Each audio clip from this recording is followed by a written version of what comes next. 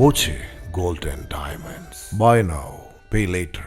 അനധികൃത ഡോളർ മാറ്റക്കച്ചവടത്തിൽ കോൺഗ്രസിന്റെ വിളയൂർ പഞ്ചായത്ത് അംഗം ഉൾപ്പെടെ 4 അംഗ സംഘത്തെ ആക്രമിച്ച് 16 ലക്ഷത്തിലധികം രൂപ കവർന്നു.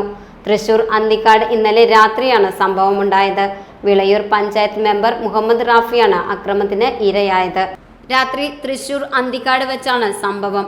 കോൺഗ്രസിന്റെ വിളയൂർ പഞ്ചായത്ത് മെമ്പർ റാഫിയുടെ നേതൃത്വത്തിലാണ് 4 അംഗ സംഘം അനധികൃത ഡോളർ മാറ്റുകച്ചവടത്തിനായി 16 ലക്ഷത്തിലധികം രൂപയുമായി അന്തിക്കാട് എത്തിയത്. തൃപ്രയാർ ക്ഷേത്രത്തിന് സമീപം ആളൊഴിഞ്ഞ പ്രദേശത്ത് എത്തിച്ച് ഡോളർ നൽകാമെന്ന് പറഞ്ഞ് എത്തിയ രഞ്ജിത്ത് എന്നയാൾ പണം കൈപ്പറ്റുകയും ഡോളർ മറ്റൊരു സംഘം കൊണ്ടുവന്നു തരുമെന്ന് പറയുകയും തുടർന്ന് പെപ്പർ സ്പ്രേ പ്രയോഗിക്കുകയും കയ്യിലുണ്ടായിരുന്ന കത്തി ഉപയോഗിച്ച് രഞ്ജിത്ത് 4 അംഗ സംഘത്തെ പരിക്കേൽപ്പിക്കുകയും ചെയ്തുവെന്നാണ് പരാതി. ഈ സമയം രഞ്ജിത്തിന്റെ കൂടെ ഉണ്ടായിരുന്ന 8 പേരടങ്ങുന്ന സംഘം ഇവരെ മർദ്ദിച്ചതായും പറയുന്നു.